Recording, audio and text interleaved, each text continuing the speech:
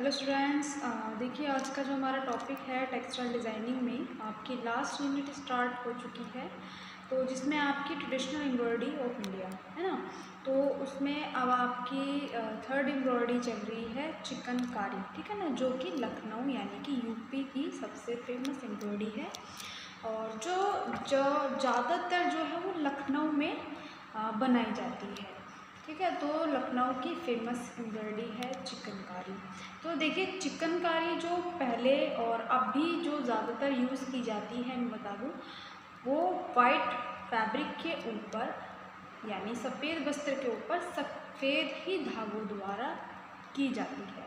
ठीक है ना, तो एक तरीके से ये एक बहुत ही सुंदर कसीदाकारी होती है जिसमें बहुत ही ज़्यादा बारीक बारीक टाकों का जो है यूज़ किया जाता है। तो देखिए चिकनकारी के बारे में मैं आपको पिछली वीडियो में बता चुकी हूँ। अब आता है आपका चिकनकारी के टाके। तो लगभग 40 प्रकार के टाके और जालियाँ होती हैं।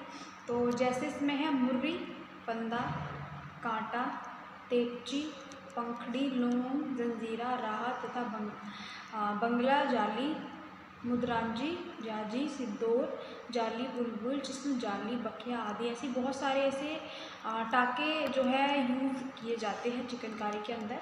तो सबसे मुश्किल और कीमती टाका है नुकीली मुर्री। ठीक है, तो कच्चे सूत के 3 या 5 तारों से बारीक सुई से टाँके लगाए जाते हैं और जिस कपड़े पर चिकनकारी जो है की जाती है पहले उस पर बूटा लिखा जाता है। यानी कि बूटा लिखने से मतलब है कि कोई एक डिज़ाइन उसके ऊपर पहले बनाया जाता है।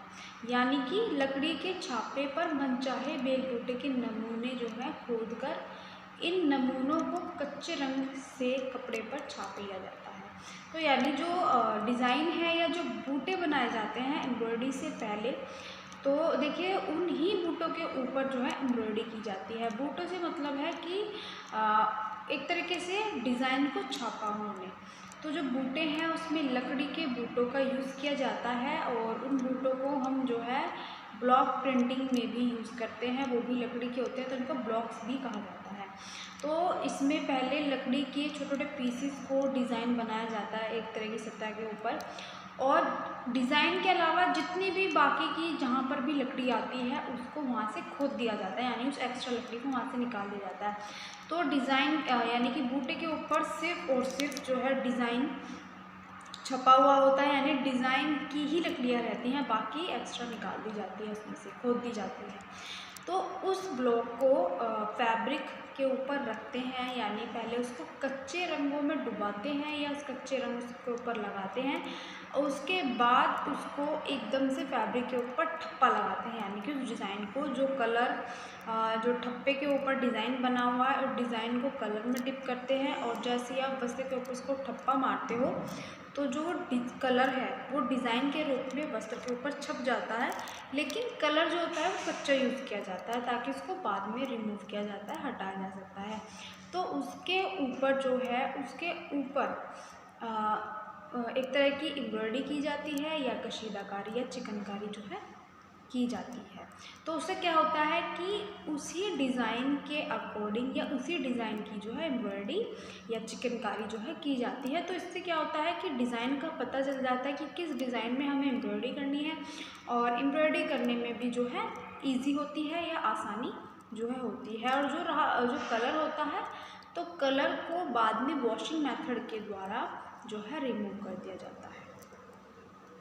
तो एक तरीके से वस्त्र की सतह पर सफ़ेद रंगों से सफ़ेद रंग के वस्त्र के ऊपर सफ़ेद ही धागों से जो है वस्त्र की सतह को डिज़ाइनों के द्वारा और धागों के द्वारा क्या है उभारा जाता है, उसको सुंदर और अट्रैक्टिव किया जाता है।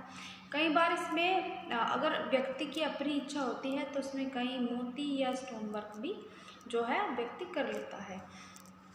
तो एक तरीके से कच्चे रंगों से इसको छाप लिया जाता है और इन्हीं नमूनों के आधार पर चिकनकारी करने के बाद यानी उन्हीं पैटर्न्स या उन्हीं डिज़ाइन के ऊपर चिकनकारी एम्ब्रॉयडरी की जाती है और उन्हें बाद में कुछ खास धोबियों से धुलाया जाता है, यानी कि जो कच्चा रंग जो है हट हटा देते हैं, यानी कि जो धोबी होते हैं या उसी प्रिंटिंग को हटाते हैं या उस कलर को यानी खास धोबियों के द्वारा उस कलर को हटाया जाता है, जो कि पहले से ही कच्चा कलर जो है यूज़ किया जाता है।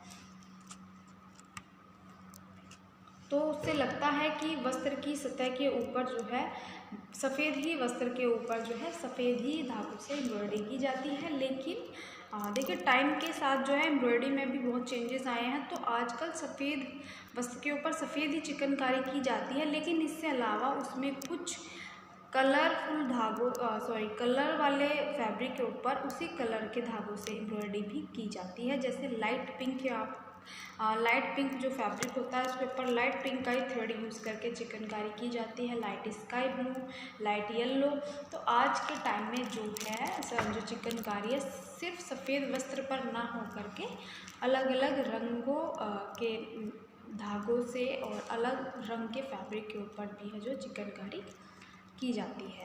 तो चिकन कला के लिए उपयोग में लाए जाने वाले वस्त्र अब देखिए कौन से हैं। नवाबी ज़माने में पूरब की मलमल, ग्लास की रैंसुक यानी कि जिसको कहा जाता है गिलास का बना महीन कपड़ा, यानी बहुत ही बारीक और ऐसा बहुत ही बारीक और जो साफ साफ दिखता हो, तो चिकनकारी का काम किया जाता था। और इन कपड़ों से ही रुमाल, चोगे और टोपियाँ बनती थी। ये थोड़ा सा गलत हो गया है, तो टोपियाँ बनती थी। आजकल silk, georgette, cambric, nylon, rubia, organdie पर सब पर इनका काम किया जाता है। और इससे कुर्ते यानी कुर्तों के ऊपर भी चिकनकारी का काम किया जाता है। जो साड़ियाँ होती हैं, साड़ियों के बॉर्डर या पल्लू के ऊपर भी जो है एम्ब्रॉयडरी की जाती है। मैक्सी, टोपी, मेज पोस्ट यानी व्यक्ति फैशन के अकॉर्डिंग या अपनी इच्छा के अकॉर्डिंग इन सब के ऊपर जो है एम्ब्रॉयडरी की जाती है। तो लखनऊ में आज भी चिकन का काम यानी जो चिकनकारी का काम, ये थोड़ा सही कर लेना, चिकनकारी का काम जो है 96% जो है महिलाएं द्वारा ही होता है।